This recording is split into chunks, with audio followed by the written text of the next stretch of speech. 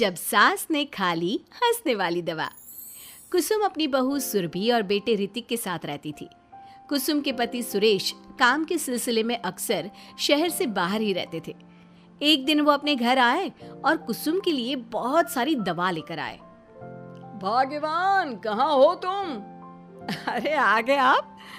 इस बार बहुत दिनों में आए, और मैंने आपको जो घुटनों के दर्द की दवाई लाने के लिए कहा था वो तो लाए हैं ना आप? हाँ, तुमने जो भी कहा था वो सारी चीजें ले आया हूँ। बस अब एक गिलास पानी तो पिला दो। सुरभि, एक गिलास पानी तो लाना। सुरभि जल्दी से पानी लेकर आती है। सुरेश सुरभि के सर पर हाथ रखता है और उसका हालचाल पूछता है।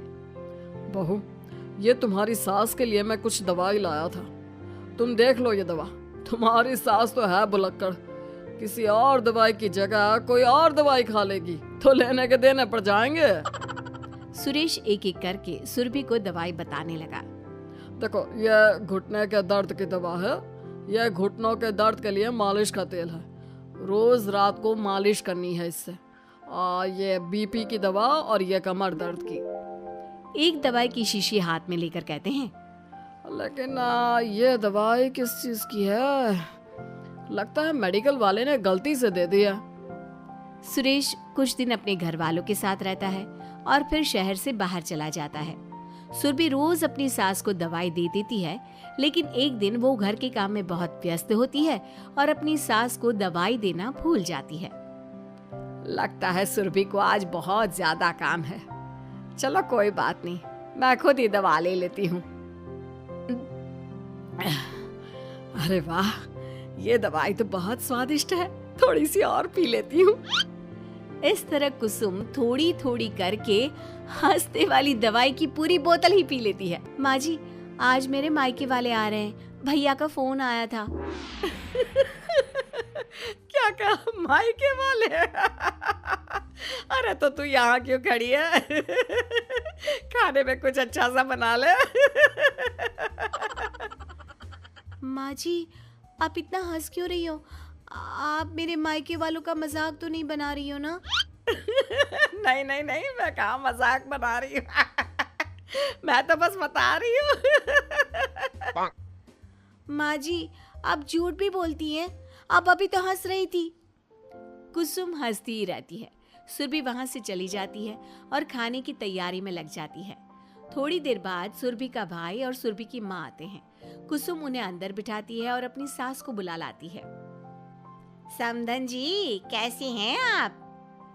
मैं तो ठीक हूँ। आप बताइए, आप कैसे? आंटी जी, आप इतना हंस क्यों रही हो? मैं कहाँ हंस रही हूँ बेटा। जब कुसुम लगातार हंसी जा रही थी तो उन्हें इंसल्ट फील हुई और वे वहां से जाने लगे। अच्छा बहन जी, हम चलते हैं। आपकी मेहमान नवाजी का बहुत बहुत शुक्रिया। सुरभि की माँ जा ही रही थी, तभी उसका पैर फिसल गया और वो बहुत तेज गिरी। माँ, आप ठीक तो हैं? अरे बहन जी, अब ठीक तो है। आपको चोट तो नहीं लगी ना? आप मुझसे पूछ रही हैं या मेरा मजाक उड़ा रही हैं? बहन जी, पहले तो आप इतनी बदतमीज नहीं थी, लेकिन अब क्या हो गया है आपको? माँ, आप ठीक तो है ना? अंदर चलिए, मेरे कमरे में आराम कर लीजिए। नहीं सुरभि, हम जा रहे हैं। हमें अपना मजाक और उड़वाने का शौक नहीं है। और सुरभि, तुम अपनी सास का इलाज कराओ। इस तरह सुरभि के मायके वाले चले गए तो सुरभि का गुस्सा चौथे आसमान पर था। उसने अपनी सास से कहा, माँ जी, आपने मेरे भाई और मेरी माँ के साथ ऐसा क्यों किया? अगर आपको उनका यहाँ आना अच्छा नहीं लगा तो आप मुझसे बोल देती। इस तरह उनकी इंसल्ट करने की क्या जरूरत थी? नहीं बहू, मैंने कुछ नहीं किया। अरे भला मुझे क्या पड़ी है जो तेरे घर वालों का मजाक उड़ाऊंगी? देखिए देखिए माँ जी, आप अब भी हंस रही हैं। आपसे तो बात करना ही बेकार है। सुरभि वहां से चली जाती है। अगली सुबह सुरभि को बहुत तेज बुखार हो जाता है और कुसुम उसे आवाज लगाती हुई उसके कमरे में जाती है। सुरभि, सुरभि, क्या हुआ? अभी तक सो रही हो तुम? क्या हो गया? माँ जी, मुझे बहुत तेज बुखार आ रहा है। अच्छा। ठीक है, ऋतिक को बुलाती हूँ। माँ जी, मुझे बुखार आ रहा है और आप हंस रही हैं। अरे नहीं बहू, मैं कहाँ हंस रही हूँ। वो तो मेरी हंसी रोक ही नहीं रही है। माँ जी, जब आपकी तबीयत खराब होती है तो मैं आपका कितना ख्याल रखती हूँ और आप मुझ पर हंस रही हो। चले जाओ आप यहाँ से। बहू सुन तो सही। नहीं माँ जी, आप जाओ यहाँ से। अब तो आपके बेटे ही आपसे बात करेंगे और मैं पापा जी को भी बताऊंगी कि आजकल आप क्या कर रही हैं। जब ऋतिक घर आया तो सुरभि ने उसे सारी बात बताई। मुझे तुम्हारी बात पर विश्वास नहीं हो रहा।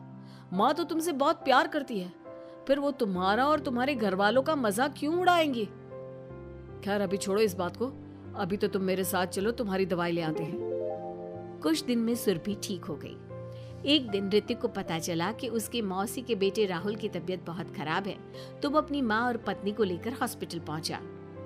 मौसी जी, कैसे हैं राहुल भैया? बेटी, इतने दिन हो गए मेरे राहुल को बीमार हुए, लेकिन उसकी तबीयत में कोई सुधार नहीं आ रहा। अरे छोटी, हुआ क्या है राहुल बेटे को? कुछ बता तो सही। माँ, आप हंस क्यों रही हो? कहाँ हंस रही हो बेटा?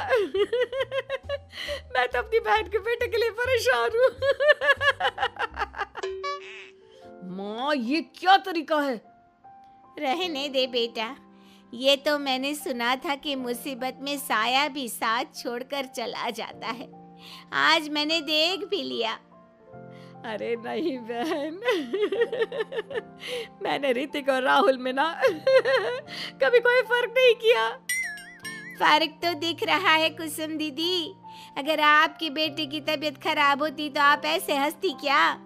ऋतिक बेटा, ले जा अपनी माँ को यहाँ से। ऋतिक बहुत गुस्से में अपनी माँ से बात करने लगा, लेकिन कुसुम तो सिर्फ हंसे ही जा रही थी। ऋतिक ने अपने पापा को फोन करके बुलाया और उन्हें सारी बात बता दी। बेटा, तेरी माँ तो अपने घर वालों से बहुत प्यार करती है और वो बहुत समझदार है। वो ऐसी हरकत कभी नहीं कर सकती। जरूर कोई ना कोई बात है। कल मैं उसे डॉक्टर के पास ले जाऊंगा।